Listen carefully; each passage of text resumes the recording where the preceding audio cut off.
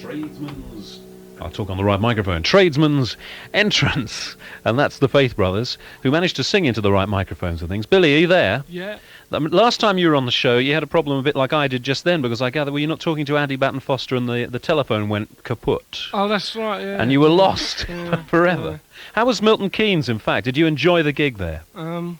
Yeah, to a certain degree we enjoyed it. It was great just to get up and play like that. Bit of a mud bath, though, that day, I gather, wasn't it?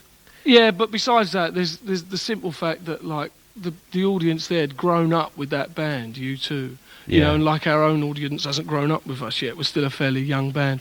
And so we were faced with the problem of communicating with those people. And it was quite difficult, was it, really? Because they were so committed to the U2 also thing. we only did like 20 minutes or something, so it made it even more difficult. But it was good anyway. Right. The day itself was good. What else have you been doing? Because you've been rather busy of late, haven't you, in fact, especially on the live front? Well, yeah, we've been sort of playing live since February. We did 2 major tours and then a smaller one of our own.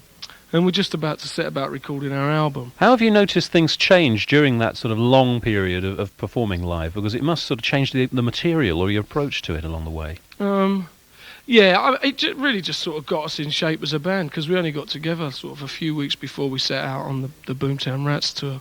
So gave us a chance to get in. The one sort of noticeable thing was that the live thing itself, you know, it's becoming really sort of difficult scene, simply because a lot of people can't afford to come out anymore. Really? A lot of the areas we visited were sort of like really run down and desolate.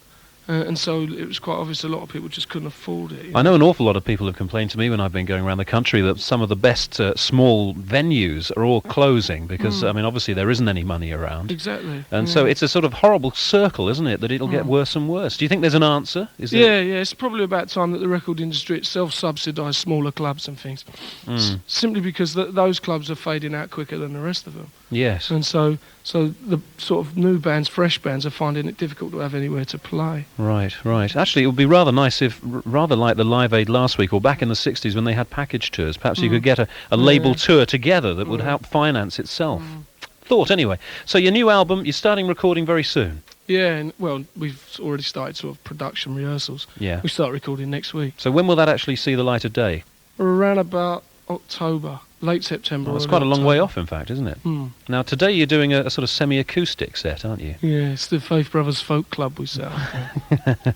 So do you want to say hello to your drums and sax, who I gather you left at home today? Yeah, Steve and Mark, All right. if they're listening. I'm sure they are. Don't be silly. Right. Last song. You're about to do the last one for us today. What one's that, then? This one is called Eventide. Right, would you like to do it now? Yeah.